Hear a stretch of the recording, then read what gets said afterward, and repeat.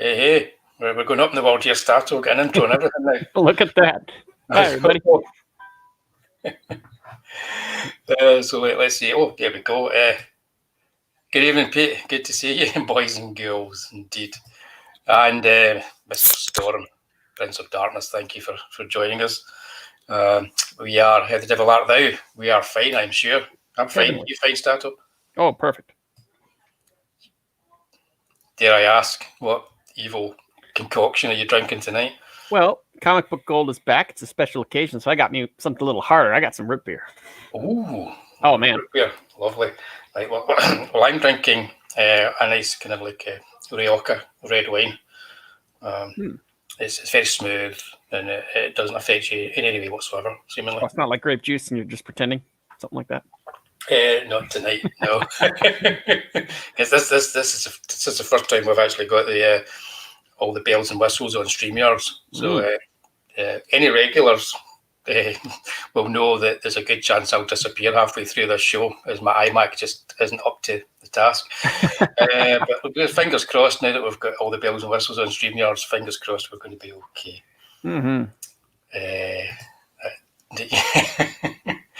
That's the music I used for the Elsa Dark trailer, and I wanted to have that kind of sleazy 70s sort of like B-movie feel to it, so kind of achieved it. And so what we're doing tonight, we're doing Tales from the Crypt, Vault of Horror, Two-Fisted Tales, all the comics of EC Comics. Yeah, that's why I've taken on the persona of the Tatty Bogleman tonight, because he's my variation on the Crypt Keeper, and you are, I believe, the Keeper of Crypts. Yeah. Well, the movie version at least. I didn't go through and dye it blue or anything like that, like the original one. No, but the movie version, that was a Ralph Richardson. That was a classy act for the movie version. See, I grew up with the TV show. Ah, right. That was before I had read any of the books, saw the movies, anything like that. I probably started watching the TV show when I was like 4 or 5 years old. Who was the guy that did the effects for that again? Who was it did the? It wasn't Baker. That was it not Tom Savini? Oh, geez, I can't remember. He built that puppet. Yeah, I can't remember now because it was a puppet for the. I'm sure somebody will help us out in the chat. But yeah, because that was oh god, it's up my tongue, but unfortunately, it's not leaving it. Tom Cassier voiced him in the show. Yeah. Oh man, it was well done, but it was definitely closer visually to what was in the comics. But there was just something kind of interesting and nice about having a relaxed Ralph Richardson sitting there. Oh, I love the puppet. There were like 23 gyro motors in that face. I think it's in like Smithsonian or something like that. It's been properly retired. Nice, cool stuff. Kevin Yeager, thank you, Pete. I was thinking, of course, Kevin Yeager. That's a Nightmare on Elm Street guy himself. Good stuff. Right, so we are doing Tales from the Crypt tonight. This is the first episode of our second season, so it's going to be a bit different because usually Comic Book Gold is me with another comic creator like Stato, or whoever, and they pick their favourite comics. It's going to be a bit different. It'll be tonight. It's going to be me and Stato, and we've just been reading and looking into EC Comics. That's right. But we're not great experts on it, so it's going to be our take on EC Comics and various artists and some of the stories. So it should be fun. And please contribute in the chat and let us know about anything that you know about EC and the artists and your favourite stories. And no doubt we will at some point be talking about the movie versions. We've already done a special at the movies on the movie versions, but we're bound to talk about them again. Hey, Pete. Imagine. Yep, and primarily, as far as the stories we're talking about tonight, most of them, not all of them, most of them, you can find in Choke Gasp, the best of 75 years of EC Comics. Not terribly expensive for like what would be considered like a showcase presents or an essential size. It's about 500 and some pages. Kind of a best of, like it says, best of from 70. They just cherry pick from each of the different books. There's maybe 4 or 5 books they take from, and then they grab they separate them out by artists, which I liked. Yeah, it's about £30 on Amazon in the UK, and I think it's equivalent to that, maybe even a bit cheaper in the US. Oh, it's about that, about $30. Yeah, and so I think you can get it from some sellers and get it second hand a bit cheaper. Yeah, it's a cracking collection. I do have issues with it though. Well, it's got issues in it. Yeah, my issues are the colouring. Colouring it threw me off pretty much in the second story I was reading. What is it? No, I'm saying the first story, and it threw me off because I was reading it and going, "There's no way that somebody wore clothes of those colours in the 50s." And I checked the original colour in the original comic; it's completely off. There's no way a middle-aged fat guy is wearing a blue shirt and a red tie. You know, no, he is not in 1950. He's just a white shirt kind of guy.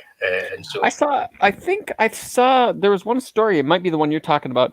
There were some inconsistencies. A couple of the panels had white shirt, and then some of the ones like further out had like, or like where he was closer and stuff had blue shirt. It was kind of weird. Yeah. It's kind of It was very weird, and they changed the color of the women's dress in it as well.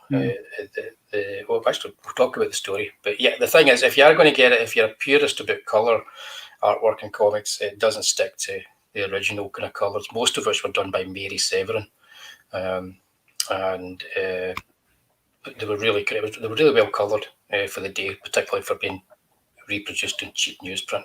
So I was a bit sad, but it's Dark Horse. I should have expected that because they did that when they reprinted the Conan comics as well. Terrible computer coloring they did.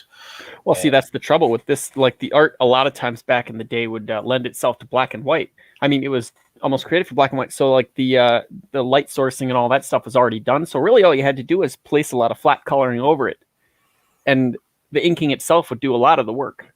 Yeah, and in a lot of cases, a good colorist like Mary Severin would be able to understand where the focal point would be on a page and in a panel, and she would use flat colors and layers in order to kind of like help draw the eye towards that. The modern colors don't seem to take that into consideration at all.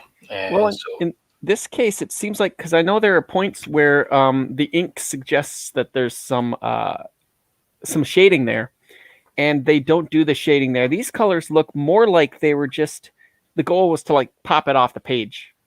Yeah, make it look a little more like 3D, little poppy and stuff like that. Make the noses pop off, because I mean, sometimes the light source doesn't quite match with what the shading is going with. So it's just designed to make it look as 3D as possible. I'm not that bothered about it either, because I've said before, like I don't mind if you ignore the light source if you know what you're doing and you're trying to do something like that. But I'm not sure that that's the reason why they've done it. But in saying that, I think Pete is right. It's a really good introduction to the stories. It's a really good. Oh yeah, absolutely. This is a great book to kind of like figure out: do you want Two-Fisted Tales? Do you like Vault of Horror, Tales from the Crypt, or weird fantasy, something like that? The science fiction stuff. And then once you do that, Dark Horse, starting this summer, May 18th, I think, they're going to start rolling out volumes of the individual things. So Tales from the Crypt, Vault of Horror, a couple of the newer ones. But in the meantime, if you like just collections, black and white, mind you, no color, the Fantagraphics puts out some beautiful hardcovers where they collect by artists. So if you want like some Jack Davis war stories, some Jack Davis monster stories, they got a book for each of those.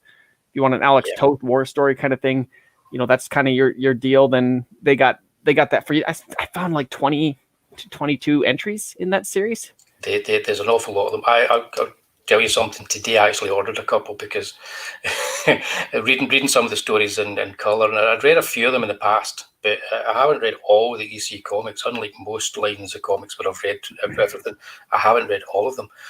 So I was reading through them and I was thinking, this stuff here, this work by this particular artist, I'm going to go and get the Fantagraphics ones. I've done that for a few of the artists here. Which ones you get? Well, I'll tell you as we go through and talk about them. Oh, okay. I can say the only one I got was the Jack Davis War Collection, last Death Strand. Right. Well, I mean, the ones I'll tell you now. But we'll tell you again once we get there. But I got myself Ghastly Graham Ingalls. Okay. Because actually, I hadn't realised just how modern and of the time or ahead of his time he was, until I was looking at these issues, and his work could have fitted in really, really just as easily into any of the Warren comics, even into the 80s. I kind of, he's one of these artists that I was aware of, but I sort of just, he's kind of just gone under my radar. Mm-hmm. I think because I've been more into the 70s horror comics and all the Warren stuff, he's kind of like, he's kind of gone under my radar. So I was really surprised, and I thought I'm going to get some of the Fantagraphics. So I've got two books of his coming from Amazon, the Fantagraphics black and white ones. And I just had to get a Jack Davis as well. Yeah. Graham Ingalls is an interesting one. I can almost bet you that the likes of like, what's his name? He did Batman Black and White. Kelly Jones. Yeah. Has to come from like a Graham Ingalls kind of school of thought. Him and Kyle Holtz. He does. If you take somebody like Kelly Jones and you almost imagine Graham Ingalls blended with Frank Frazetta. You know, it's a weird blend, but if you look at Kelly Jones, you can actually begin to see that. Kelly Jones and Kyle, I think it's Hotz or Holtz. Those dudes are both obviously like EC at heart. Yeah. Very weird, cartoony, monstery type stuff.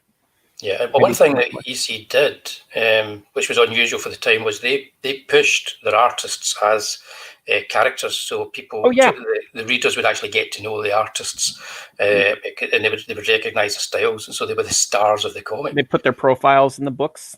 Today was drawn by Jack Davis. You know, here's a little something about our guy. Yep, they. I like that. I like that there wasn't a house style. That was something that like, you know, when you get like Marvel and DC, it'll be like Jim Lee's the biggest guy here, everybody draw like Jim Lee, you know, or something like that. When the bigger guys, and you know, to a point, and Disney does it too. Disney did it, especially now with their CG stuff. There's a very definite way to do it. DC, the animated stuff is very angular now. Yeah, which reminds me of how Lionsgate animation used to do their thing. But yeah, if, for you guys that are maybe going to look into this stuff, each story usually, or each issue had like 3 stories in it or so. It's kind of part of this anthology kind of thing, often drawn by different artists. So they'd just turn in their 5 or 6 pages a month, and then they'd compile them into these stories, and all self-contained. You didn't really see too much in terms of like revisiting anything, because usually, you know, the characters get killed off at the end, so there wasn't really much to revisit. But any issue is a great jumping on point. That's the cool part about this. Yeah, that's what's great about anthologies. Mm-hmm. Let's dive into this then. Say hi to Dave, Bristolian Dave, and Not My Monkeys, who just joined us. Hello. And we'll jump in. I'm very proud of this slide. I think it's one of my best slides. William Maxwell Gaines, or Bill Gaines as they called him, he was a guy that was essentially, he was responsible for it all. The publishing company was owned by his father, and he never really wanted to get into the publishing. He was doing Bible stories and stuff. Sorry, what was that? His dad was doing Bible stories and stuff. He was doing it with all. His father thought that comics could be used for educational and positive moral sort of like tutelage, as it were. So it was all Bible stories and stuff like that.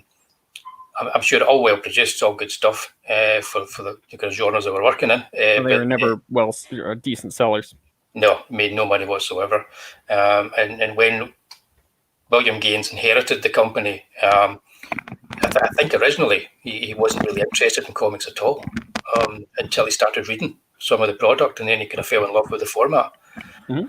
And his approach was, let's do stuff that's cool and different, and stuff we want to do. So he introduced the horror line and the science fiction line and the crime line. I had a very hands-on editor, very hands-on approach. He would come up with little kind of ideas, and the guy in this picture here, the guy with him here is Al Feldstein. Mm-hmm. And he wrote practically every story that they put out. At least it looks that way. His hand is on, his imprint is on most of the stories we're talking about tonight. Sure. So together, they would work together. I believe Bill Gaines would do like a wee crib card of like, here's the plot, here's the rough idea kind of thing. Yep. Let's do something like this. And then Al Feldstein, correct me if I'm wrong, Stato, Al Feldstein would then go and write the script. Very wordy. They're very wordy comics. Oh, yeah. Yeah. These are closer to real books. Exactly. almost like pictorial novels in some cases. So that was it. These were people that actually were enthusiastic about the product they were putting out there, treating it like a proper kind of like popular art form. For instance, the science fiction comics didn't make a profit, but they enjoyed writing them so much that they just kept the line going. Mm-hmm. So the profits were coming in from the horror comics, which took off like gangbusters when they introduced them, and every other kind of like comic publisher jumped on the bandwagon and started replicating them and creating their own titles. And to varying successes. to varying successes, yep. 5:18 in the morning for a World Comics Review. Thanks for joining us. Good morning.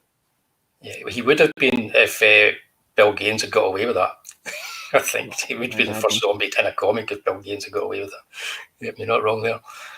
So yeah, this was like they created this whole line of comics, which went for a couple of years, and was then quickly brought to a halt by that lovely man with the googly eyes, Frederick Wertham, psychiatrist, highly sensorial chap who, I don't know, I was doing a wee bit of reading on him, and he was actually supposed to be a pretty good in his field. You know, he was kind of like well respected, but when it came to looking at child psychology, he wanted the best for kids. You know, unfortunately, when it came to things like cause and effect, he saw what was being produced in comics, the horror comics, as something that affected kids detrimentally, and he saw this with absolutely no proof whatsoever. So he kind of like nudged the facts where he had them, and he made stuff up where he didn't have it, and he wrote this book, Seduction of the Innocent, and that brought along hearings and what they called, and what you have them again, you have these hearings, investigation. Yeah, an investigation into it, and then a hearing in front of like politicians, the Senate, and eventually the comic people themselves, they decided to bring in the approved by the Comics Code Authority stamp that you see there. So the Comics Code was made up by them to kind of just protect them. Unfortunately, they created their own monster because they created an organisation that was just as censorial as Frederick Wertham would have wanted them to be. And the interesting thing about it was William Gaines was one of the guys that pushed for them all to get together and do this, because he was thinking this will save us. And Al Feldstein was the one person saying to him, "Don't do that." He was kind of like a bit of a visionary. He could see ahead. He could see where it was going. Once you put a censor in place, the power goes to their head, and you're going to lose any battles that you're going to fight. I think he was probably thinking more like a film rating code. Yeah, let people know, hey, there's some violence in here. This is rated M for mature. A lot like video games have now, I think. Yeah, that's it. I think that's exactly what I was thinking. But yeah, once you put a censor in place, they don't do that. So that's us jumping right ahead. So that's kind of like the whole thing was they created these horror comics. They were seen as being like terrible, corrupting the youth, but they weren't. They were fantastic stuff, as we're going to see right now as we start talking about them. And these are the two men that are responsible for most of the stories that were in them. William Gaines, and Al Feldstein. First man up. Just some of the stories and titles that he worked on. Yeah, he only had 2 stories in this collection. Art-wise, yeah. Art-wise, only 2 stories, but as far as like as a writer, I think he was practically every one of them. Quite a few, yeah. With a few exceptions. Johnny Craig did quite a few too. He did. Well, Johnny Craig he would write his own kind of like stories. So he's one of these unique artist writer creators. So he was kind of like a Steve Ditko at the time, you know, who would do everything. But yeah, Al Feldstein eventually would go on to be the editor of Mad magazine, which was look, apes. Apes, yeah, that's just for peeps and Pete and the regulars. The thing was that once EC were kind of like targeted and the Comics Code came in, all the horror comics were dead. They couldn't make them anymore, but they did have Mad, which Harvey Kurtzman was editor of, and that went on to be like hugely successful for them. And when Kurtzman died, Al Feldstein became the editor and had a long run on Mad. and essentially just creating something that affected every child growing up in the 60s and 70s, I think. Not a single child that wasn't. I want to say eventually that went to Warner Brothers, and then it just kind of died unceremoniously one year. Which once something happens like that, once a big corporation comes along, lacks any kind of soul or affinity for the product, it will just die. Like Star Trek, Star Wars. No, never, peeps. Yes, indeed. Yeah, maybe not every episode, but yeah, they'll be there. This is as you were mentioning, Johnny Craig. Everybody knows his work, whether they know it or not. Yeah, he got the first episode of the Tales from the Crypt show. First episode of the show, and the episode or the segment in the 1972 Tales of the Crypt movie, the episode with Joan Collins. Oh yeah, that was a big one in All Through the House. Yeah, so he's done some amazing episodes that are being made from his stories, and on the surface he just looks like a very traditional 1950s illustrator artist, but he worked on some really grotesque storylines. Both the covers are up here were used as evidence against EC Comics, for salacious material, and I think their argument was that no, they're not, because if that cover was salacious, you would see the blood dripping from her neck, but we frame it tastefully. so make of that what you will.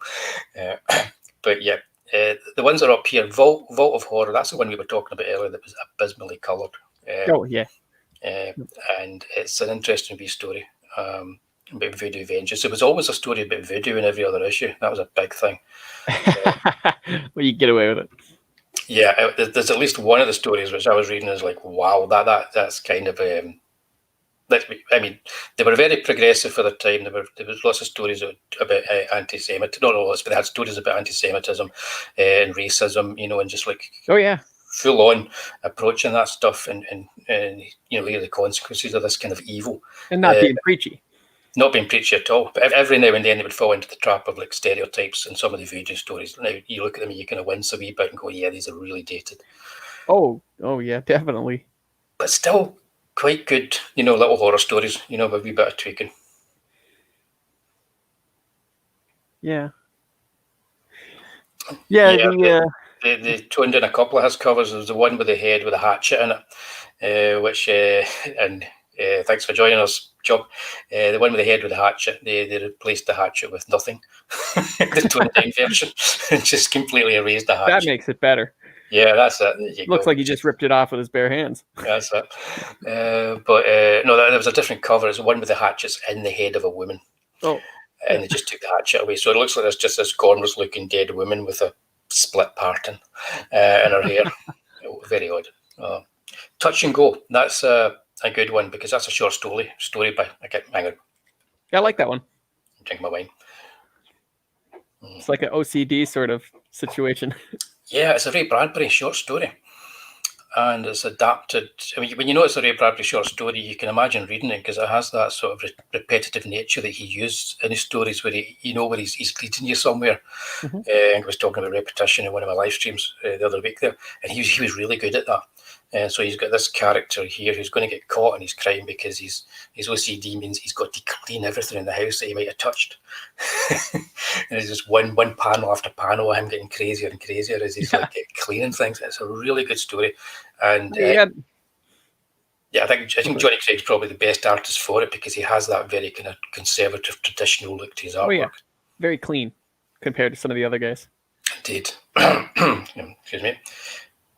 Indeed, we've been joined by stencil artist Jan. Stencil artist Jan. Yeah.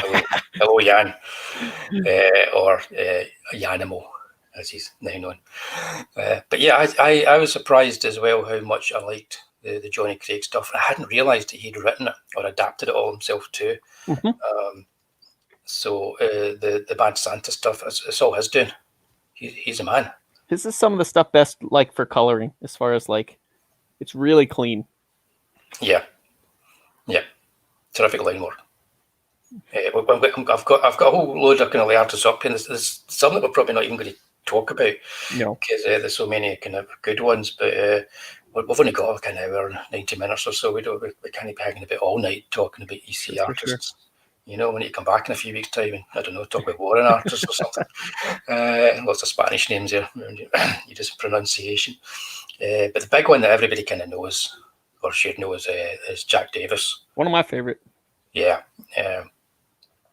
Most people will know him because of Mad. Or even for movie posters that they might have seen if they're old enough. But yeah, I'm guessing you first saw his work in Mad. Probably yes, if not just some like stock picture of like the Crypt Keeper or something like that, and I just didn't know his name. But as I got into just like looking for black and white art, older black and white art, cartoonier stuff, this one kept on coming up over and over again because it's like that nice balance between it's realistic enough, but there's a lot of exaggerated features. And he's great at like taking big spot blacks to pop things out, just like that middle, the living mummy thing there, the very last panel at the bottom, kind of bringing that head into the forward part or the mummy even, putting that big black background in there just to pull that right to the center. He was great with that kind of thing. Well, the living mummy there, that's kind of one of his early strips. So he's still kind of like conforming to and finding his style. A little bit, but you can see it's there. You can see it's him. I like the Living Mummy as a story because it's so traditional and old-fashioned. Everybody dies, spoiler. Right. But it's just ridiculously done, and I think maybe working on stuff that's ridiculous is one of the reasons why he probably was able to really kind of like formulate his kind of cartoony style quite easily by working in really quite grotesque stories. And just like, I mean, I think his art above many of them in here, well, quite a few of them do too, but I mean, like, it benefits from black and white because they use the hatching to make grays. So you didn't really need that color. And for a horror comic, it actually enhances it a little bit, I think, having the black and white versus all the color and stuff. Because a lot of times that's my approach to try and do that. I use as much hatching as I can or scribbling in my work, so I use flat colors below it. So kind of like influenced by old school comics. Sure. Death of Some Salesman. I like that story. I found a bit of original artwork and put it up there because the colouring in it is so garishly awful in the collection. I want to say that one was a little bit different, if I remember right. In the that was a lot different in the series or the show because it had Ed Bagley Jr. and Tim Curry in it. It had Tim Curry playing a hunchback female that has it forces Ed Begley to go to sleep or go to bed with her and have sex, and then none of that is in the strip. Great performance from Curry, though. It is, but the actual comic strip is much better. This one was much better than that. They just take him around the house and they show him all the places where they've killed the previous salesman and how they've killed them until they get to the end where they show that they're going to kill him with his meat slicer. So it's a very horrible idea, but it's all done comedically. The whole thing really textbook like old school horror, like twist ending kind of thing. Though it's like by the numbers as you can get. Yeah. Build that anticipation, like, oh no, what's he selling? What's he selling? Yeah, no, it's brilliant stuff. That would make a great poster, I'm sure. Somebody somewhere. Yeah, he was. Yeah, he was. I like Jack Westerns. It's amazing how many of them were. They all kind of were. John Severin, we'll talk about later, was too. It was fantastic. And I was really glad because this collection has the story Yellow in it. That Jack Davis did, which was it was in the original series, the show. It was at the very end with like Kirk Douglas in it. Right, I've never seen that one. No, I haven't seen it. That was at the very end when they brought all the production over to Europe to Britain to elongate the show a little bit longer. Yeah, what a good story. You know, this baseball one, it looks familiar. I can't remember if that was in the series or not. Yeah, I don't know if it was in the series, but it's one of his most famous ones. That's Foul Play. where they play baseball with a guy's dismembered body. Right. It was used against them in the Senate hearings. That's the word I was looking for. Hearings in the Senate hearings. So absolutely ridiculous. And kind of so far as how can you defend this? And they're like, well, it's a the horror ball story. wouldn't roll right, so I mean, that's silly. Exactly. I know. So you couldn't play football or soccer, as you would say, with it. So it needed to be baseball. And he's using the guy's leg as a bat. It's just ridiculous, garish, ghoulish stuff. But Jack Davis was especially good at making things truly disgusting, but at the same time ridiculous. So I think by having that slightly comedic quality to his work, it really helped. I love that middle cover. And then there's the one that's always used, like the werewolf that he had. I think he had it earlier on. Those are beautiful covers. Yeah, did and the brushwork in that one in here? There's that much? No, I didn't. It was like, well, it was a couple I think had. Did I didn't like his werewolf cover. It's probably because it wasn't the one. Yeah, but the brushwork was beautiful. You could learn a lot just by sitting there staring at it all day long. Yeah, I mean, you see the reproductions and the black and white reproductions. You see how much of the brushworks are lost in a lot of cases with the original kind of prints on the newsprint. But they must have known that was going to happen, but it didn't stop them from actually still being dedicated to producing the best page of artwork they could produce. Well, the stuff was never really supposed to be kept. Just read and tossed out. That's why it was newsprint. Yeah. What's Pete talking about here? What Brad Pitt was in a Tales from the Crypt episode. I think it was Two-Fisted Tales. I'm not 100% sure. Yeah, that last couple season, they pulled more from like shock and suspense stories and Two-Fisted Tales because they'd run 6 seasons of Haunt of Fear and Vault of Horror and Tales from the Crypt with like lots of monsters and stuff. So usually, whenever you saw some sort of like some jealous lover and then they poisoned them or something like that, and then they got their comeuppance, chances are it was one of the side stories, the crime ones that they'd pull from.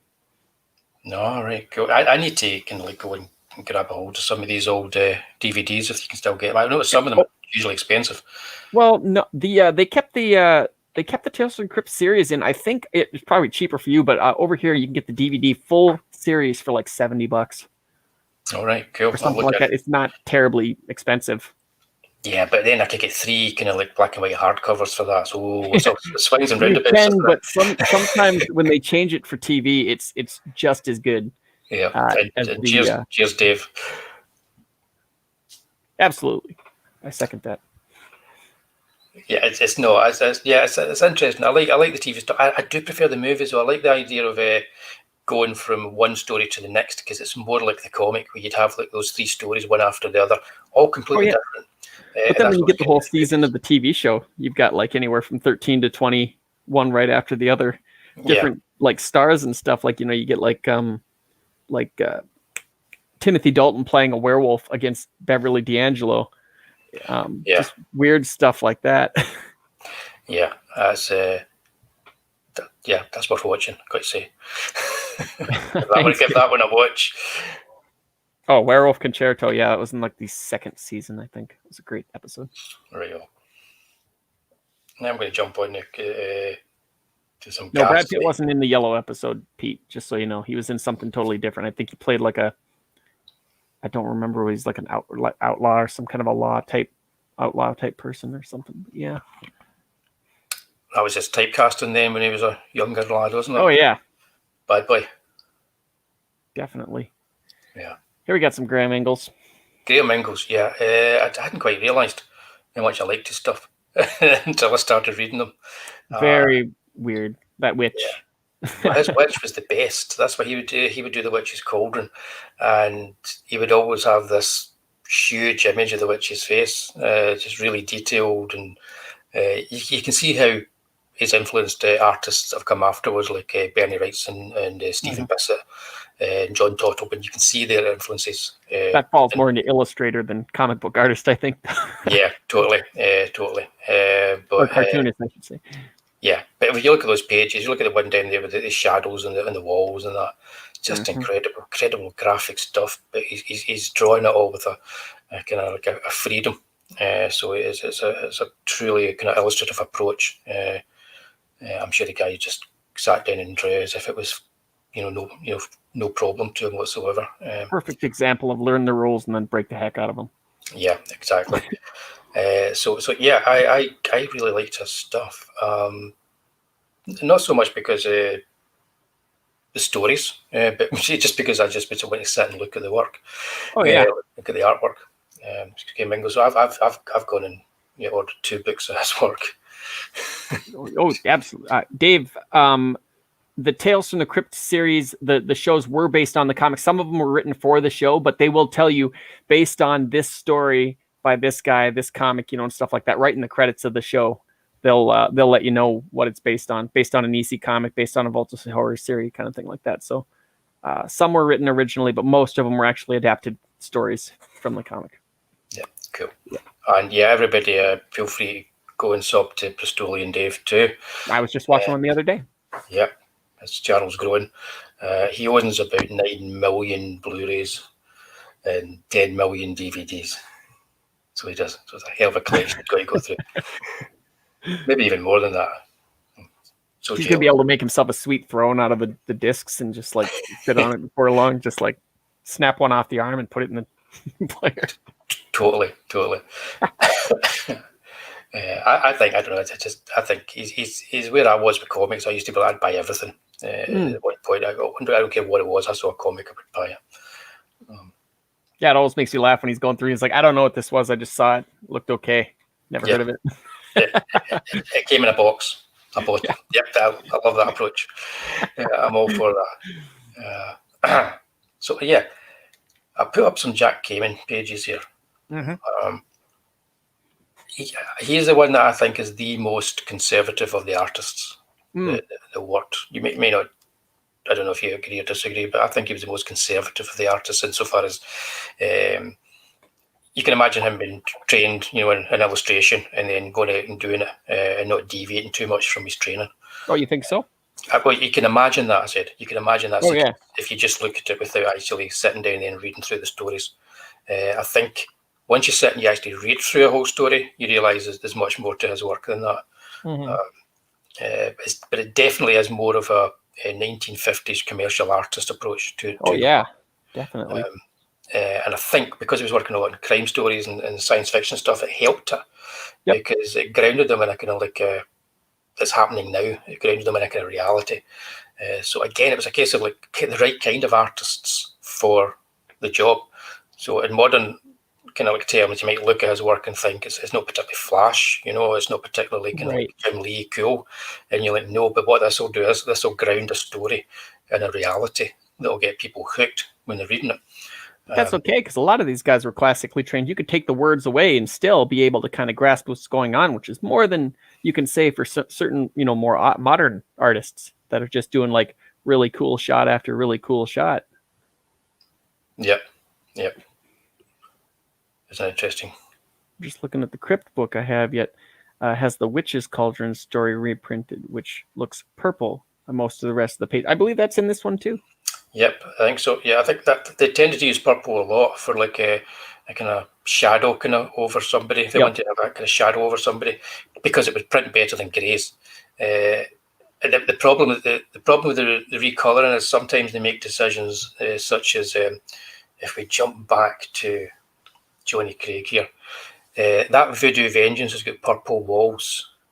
The reprint makes them all grey because the person doing the colouring thinks, well, the printing nowadays is better quality, so we can make the brickwork grey. And you're like, but that's not the way to think about it, because the purple and the blue are there, and they then balance them with the other colours on the page. And that in return really makes the Vault Keeper like pop out super hard. Exactly. So the understanding of colour theory is something that they're working with in the original ones, which I don't think they are when they do the recolours. They're thinking literally too much in a literal sense, such as a brick, is red, a rock is grey. Bring it to a new audience in a realistic manner was what they're thinking. Yeah. So that's why that's probably closer to the original colour, and if those are the colours being used there, Pete. But yeah, so a lot of the crime suspense stories and stuff like that, and Zero Hour, which is another Ray Bradbury one, Zero Hour. It's in there. Yeah, that was another Ray Bradbury story. So quite a lot of Ray Bradbury ones. Mm-hmm. I think the story was the first Bradbury story that they did. They didn't actually credit him. No, he found out about that. It was like, "Where's my paycheck?" And then they entered Yeah. into a deal with him, where it was just like, "So, hey, we could adapt your stuff," and he's like, "Okay, keep paying me." But he approached it really well. He said, "That's a really good job you've done at adapting my story that you didn't ask to adapt." And the next thing was they said, "Do you want to work with us and have more stuff in here?" And it's like, "Yes, of course." Classic case of ask for forgiveness, not permission. Exactly, and it worked out to everybody's benefit. Mm-hmm.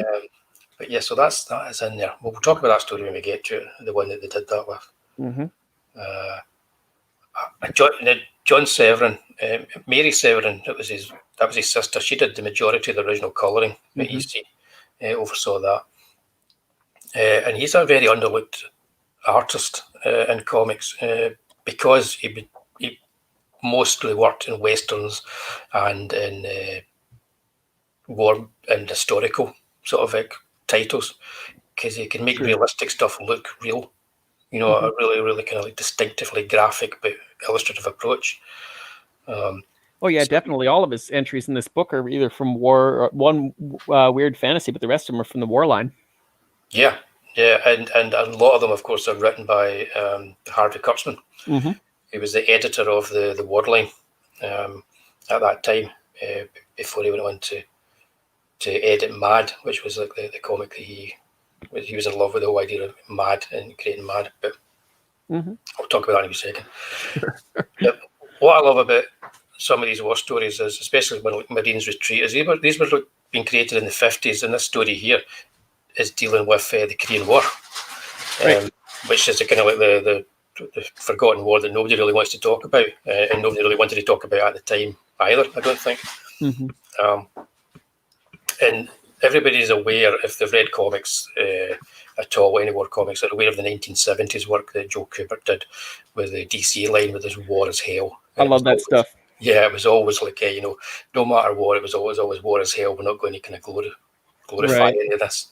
These comics did that first, and in some ways they did it in a more subtle way, I think, and in a more realistic way. As much as I love the Joe Kubert stuff. Well, those were coming back from the code where they were just kind of inching back in, trying to, like they had to water it down at first, and then it'd come in, and then they could get a little bit more bold, and then they dropped the code and got to do a few more kind of things. But yeah, but it's one of these cases where like a little bit of restraint really went a long way with these, because they're still melodramatic in their approach, but they're just very depressing stories at the end of the day. Oh my goodness, yes. They didn't have as many of those scary twist endings. I mean, they had some twist endings, but usually it was some sort of a tragedy or something. Some sort of a tragedy. It's like it's the old kind of like you get the letter from the wife at the start, and the guy's going to be in a trench ready to die at the end of the story. Yeah. And he's going to do it, but he'll be doing it to save the rest of his troop, or something else. So it's those kind of stories they did, but they did them really well. And I think John Severin, because his artwork, again, it grounds it in a realism that sells the stories, and really sells them well. And as I've said, most of them were written by Harvey Kurtzman. Corpse on the Engine, that's in that collection. Yeah, that's in that collection. That's up there. But Mad Magazine, the war titles were great, but Mad Magazine is the one that Harvey Kurtzman is really probably best known for. Because even when you look at his war work, like the character down here in Frontline Combat, and you see his style of drawing, he's a cartoonist at heart. He's a satirist at heart. You can see that even when he's doing his war stuff. And he's allowed full reign when he goes on to Mad. To just like kind of let rip and like. Oh yeah, Mad was the place real cartoonists could just be cartoonists. They didn't have to, like adapt it to anything ridiculously complicated. Yeah. Just have fun. And also they were allowed to be stars again, so it was like there was no house style. You get something like Basil Wolverton at Mad, doing his grotesque faces, as a parody of like Person of the Year type covers. Yeah. You'd get Al Jaffe, you'd get Don Martin, you get just all these people that were like, they were their own unique characters themselves in the way they drew it. Sure. some of them didn't even write. Don Martin never wrote a single gag, I don't think. He always worked from scripts.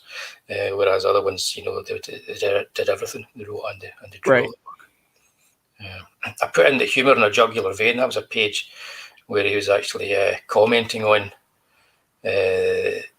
Frederick Wertham and the whole kind of like censorship of comics. And you see he's like a kid who's like getting the comic out in the street.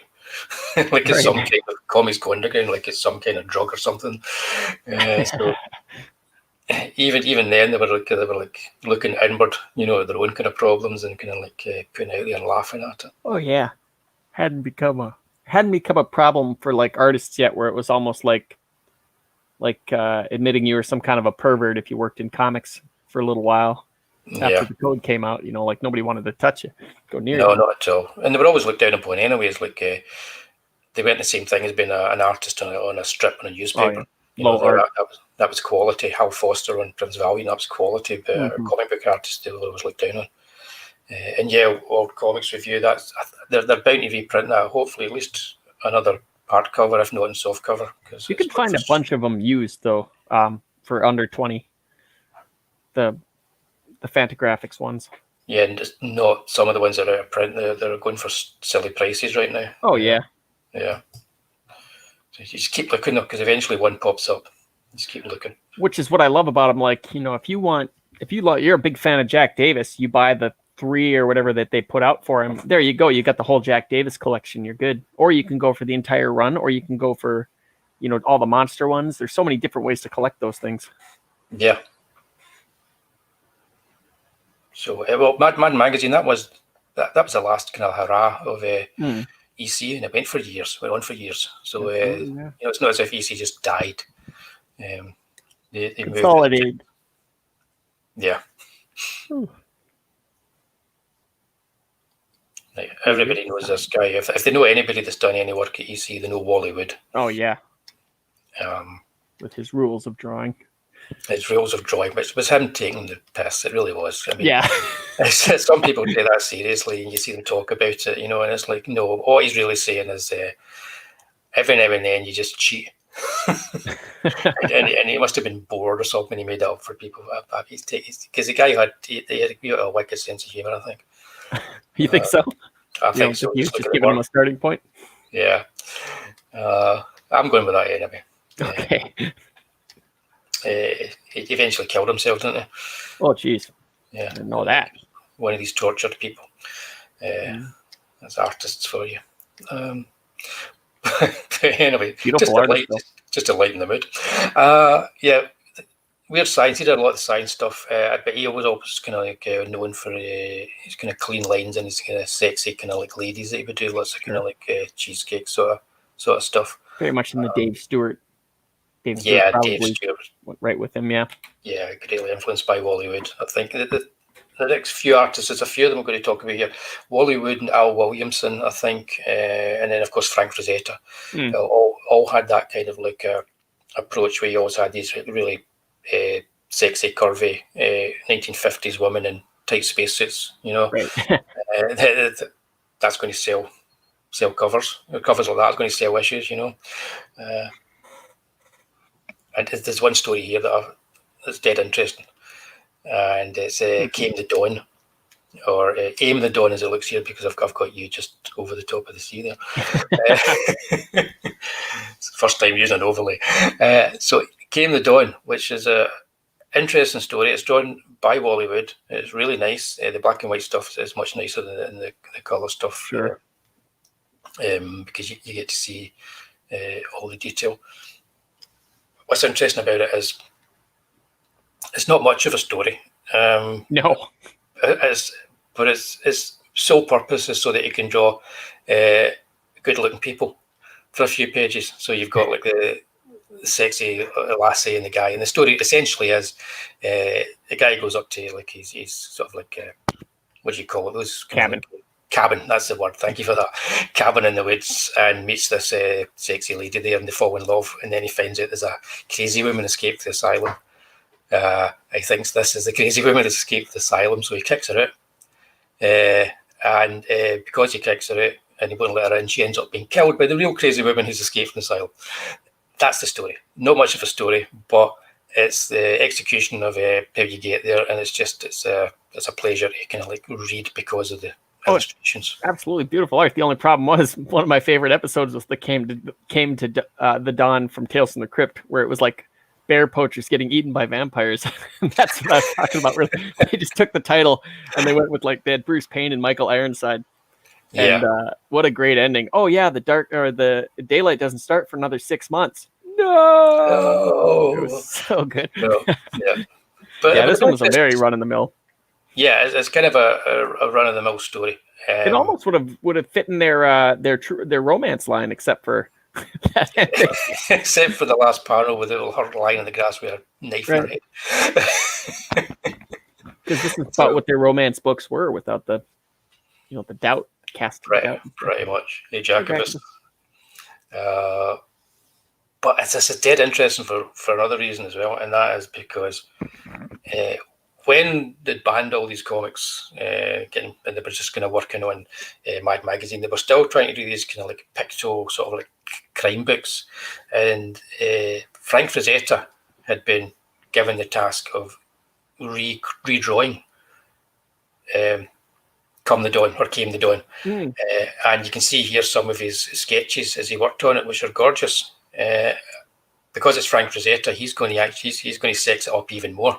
So I don't know how they would have got away with that post comics book code, but we'll never know. That character looks like he's going to go build the Metal Man after. Pretty much. Yeah, he does. He's got the quiff and everything.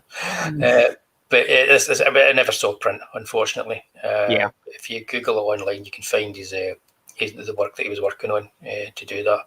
And I think he was just trying to kind of like outwood Wally Wood, as they say.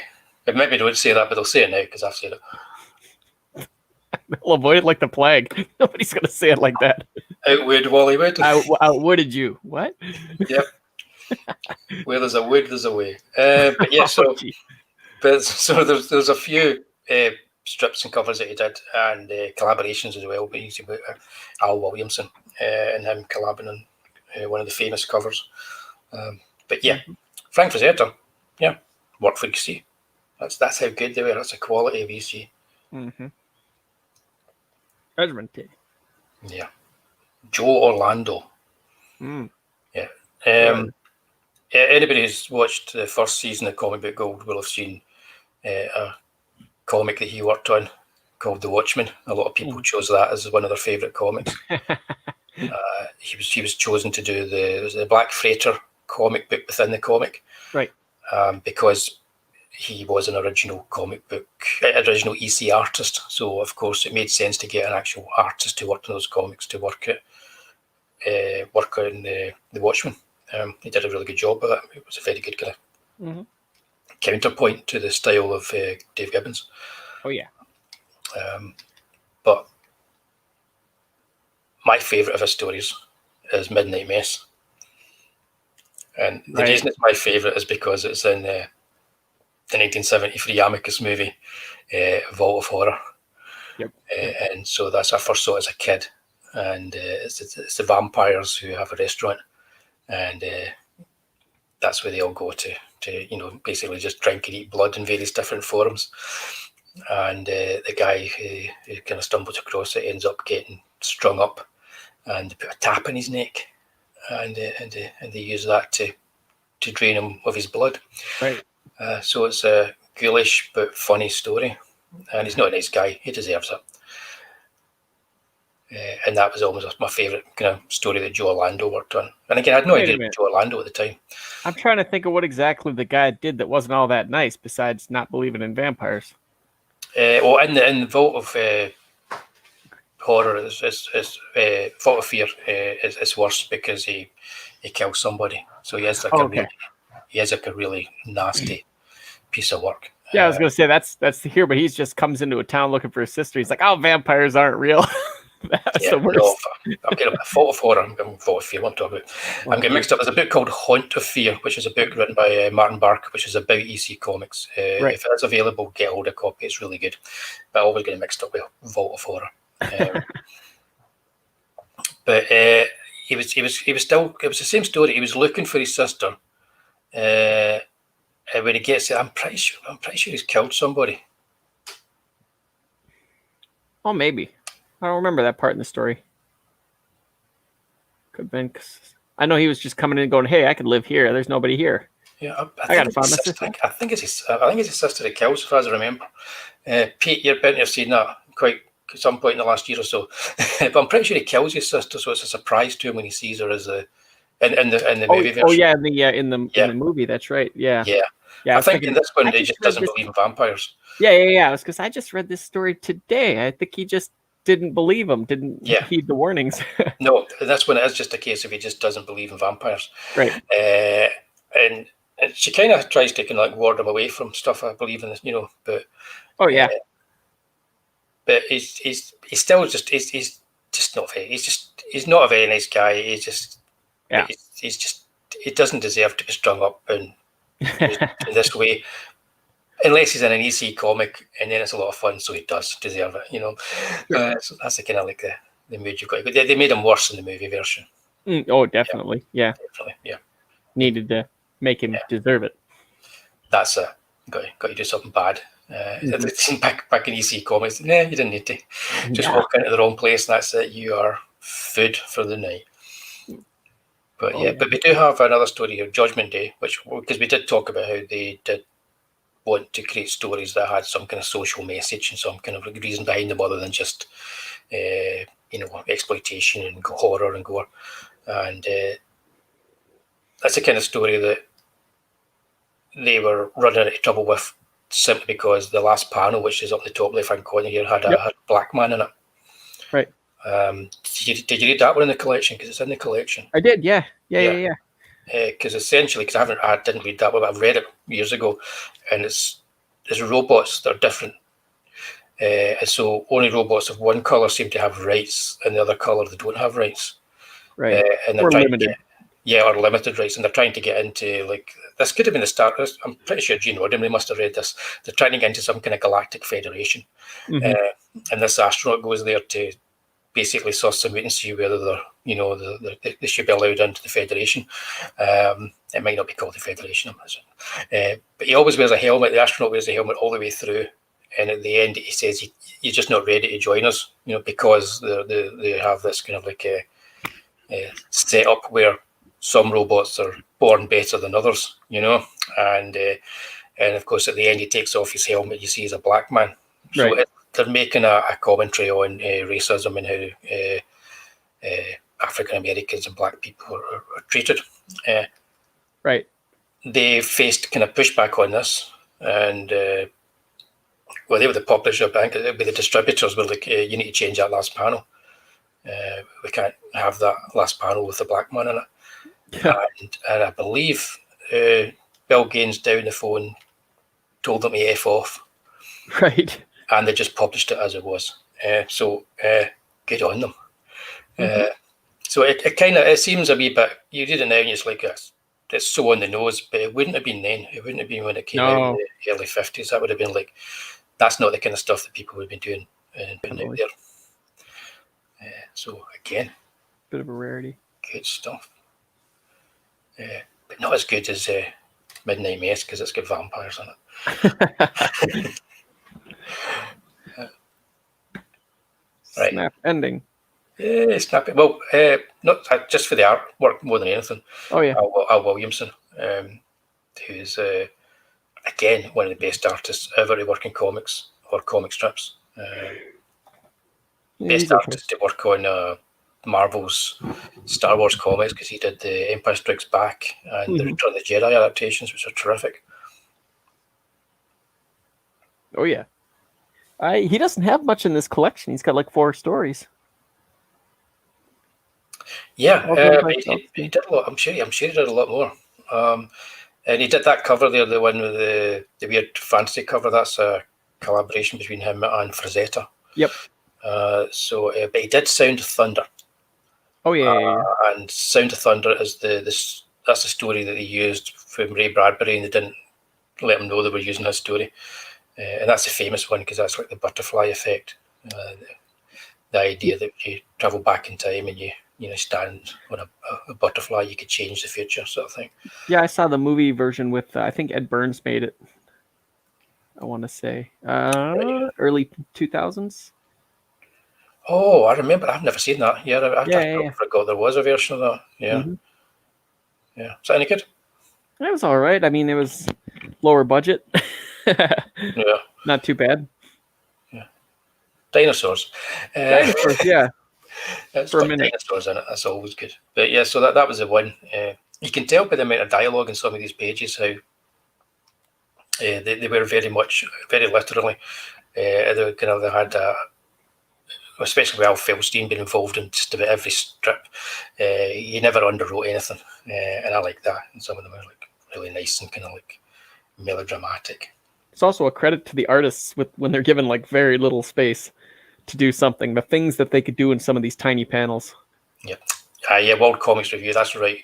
They said he could be black eventually, but take away the beads of sweat in his face for the black character at the end of that strip, and that's what he told him. That's exactly what he told him. They're just trying to get their say in however they can. Well, yeah, but that's what happens. It's like, isn't it, when people are like, "Well, I'm not going to lose this argument, so let's do something different," and then I can say I won it, that kind of thing. Right. But so yeah, Al Williamson. He also did Flash Gordon adaptation as well, comic book adaptation of Flash Gordon. Oh yeah, very much a fantasy guy or a sci-fi guy. Yeah, which again better than the movie, as much as I like that movie. but that's all the artists that I've kind of like collated and put work up for tonight, because I figured we'd get this done. We do about an hour talking about this. Yeah, that's most of the people that were represented. The only one, Alex Toth, he was he did a lot of the war stuff. He was only in one story here. Yeah, but you guys would know him as the guy that designed like Space Ghost, Johnny Quest, those things when he got kind of into animation stuff a little later. He did a nice Man-Bat story at one point as well. Oh yeah, yeah. So there's a good few more artists, but Reed Crandall as well.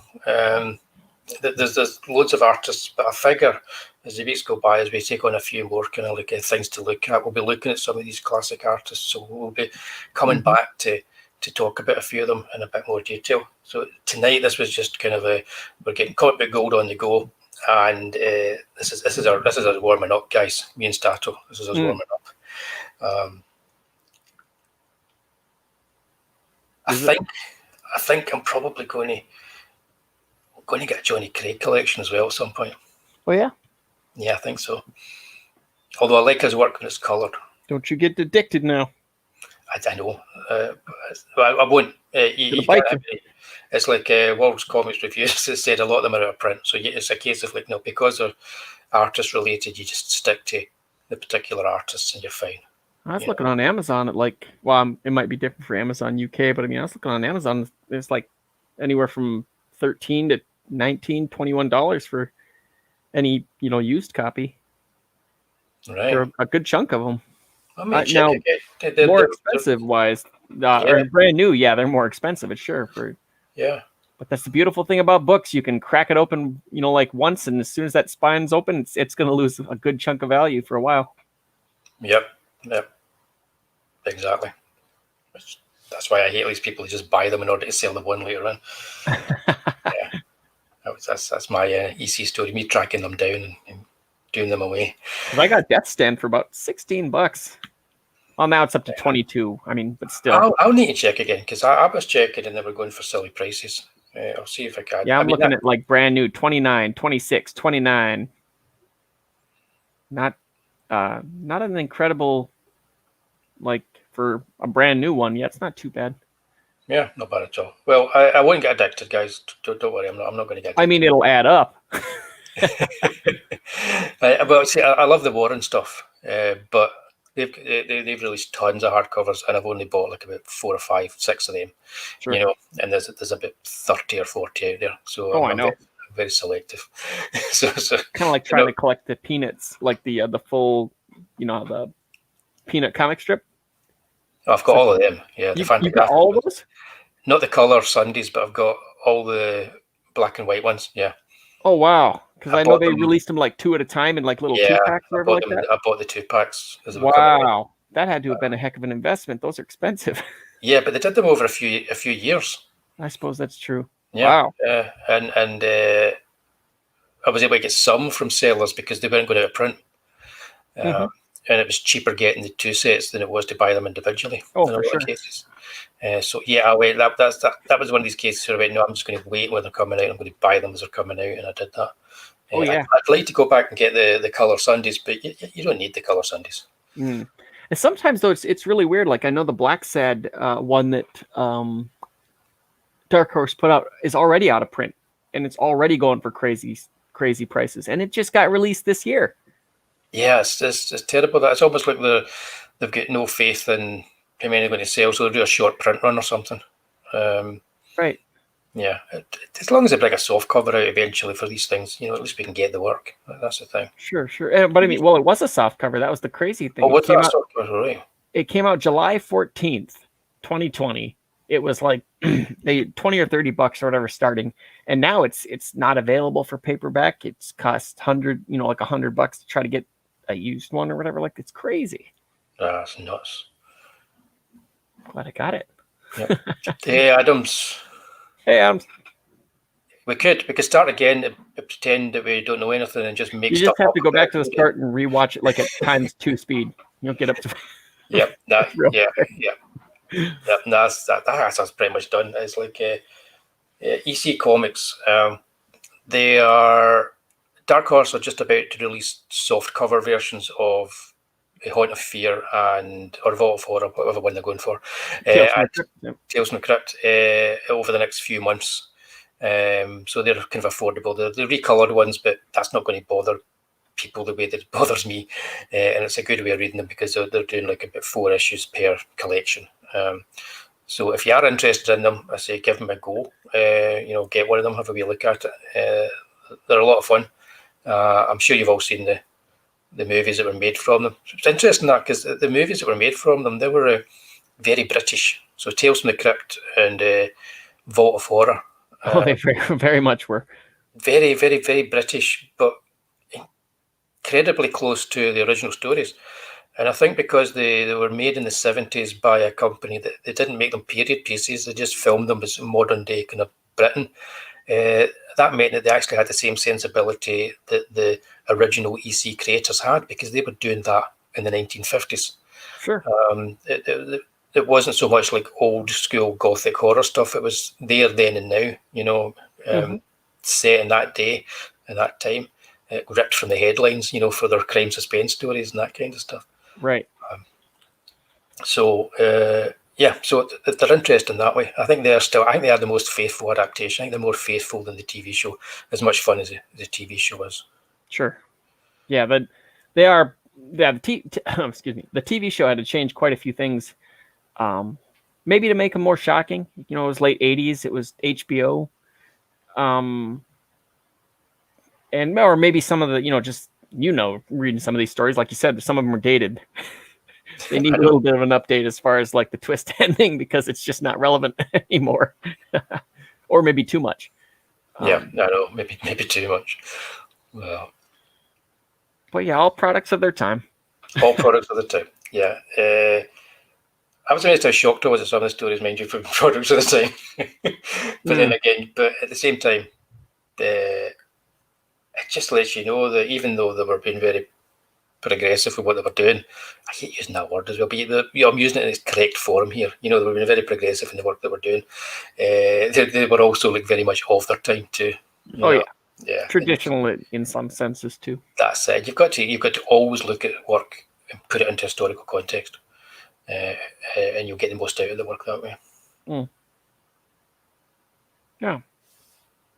I want to say they had some other ones that were coming out too, not just Tales from the Crypt and Vault of Horror, but I wanted to say they were going to do like a romance one and a war one, maybe a Two-Fisted Tales. I can't remember. I want to say they're going to do a good chunk of the line. It would be good if they did, but I've got a fear that they're going to start doing them and then stop. But here's my concern and my question. I wonder if there's got to be some right stuff, because when you look in the back of the anniversary edition, they've got like you can get Tales from the Crypt 1, 2, 4, and 5, or you can get Vault of Horror 1, 2, 3, 4, 5, All of those are there. Frontline Combat, only volume 2. Two-Fisted Tales 1, 3, and 4. They're missing volumes for whatever reason, whether they couldn't get those or what. But I kind of wonder why there are the holes.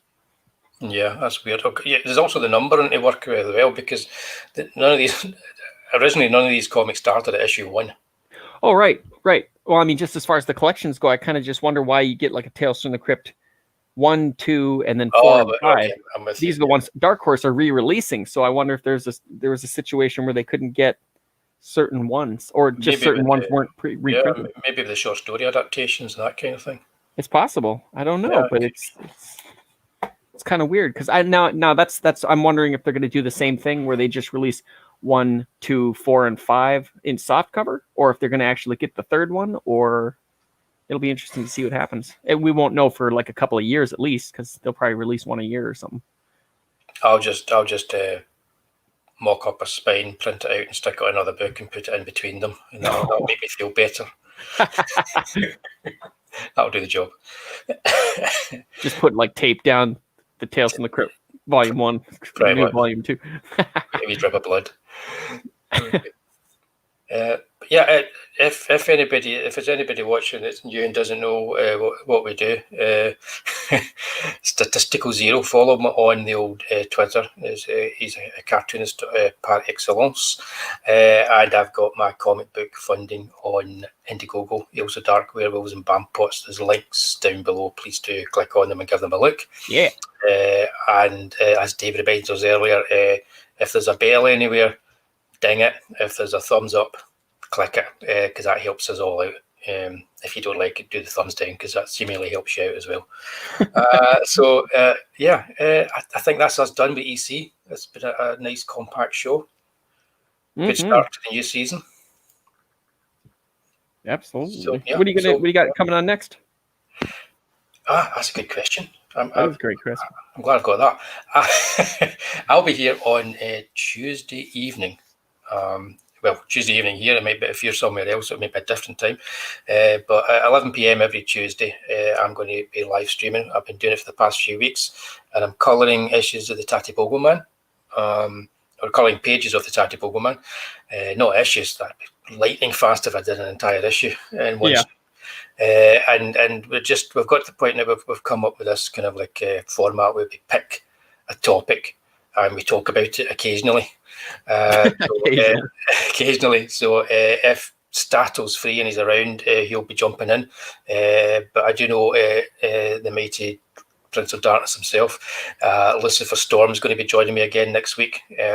And so we'll be talking about the House of Hammer magazine, her recollections of that. And that's a huge influence on me and how I work. So it's pretty much, if I was to pick a top 5 comics ever, that would be in my top 5, the House of Hammer magazine. So I'll be colouring, so you'll be able to see me 11 o'clock at night, very tired, doing some of the worst colouring you've ever seen in your life, and some of the best as well. And we'll be talking about the House of Hammer. So please, if you're around, then join us on, just have us on the background and join us in the chat, because it's nothing if you guys aren't interacting with us, keeping us in line with your facts, the things that we don't know. Yes, but that's next week. And then me and Stato will be taking a break next Thursday night. So we've got something else we're going to be prepping next Thursday. But I'll tell you all on Tuesday night. And if you follow us on Twitter even. Twitter. Well, everybody's moving to different platforms for different reasons. I'm going to start one. Tatty Bogleman's Twitter. Come and join Twitter now. But if you follow us on Twitter, you'll find out when we're back again. It will be a Thursday night. It won't be next week, but it'll be the week after, and you'll find out what we're going to be talking about, which is my way of saying to you that we haven't decided yet. So on that bombshell, thanks very much everybody for joining us tonight. Hope you enjoyed yourselves. I had fun. Good seeing you all again. And thanks, Dato. Thank you. Good night.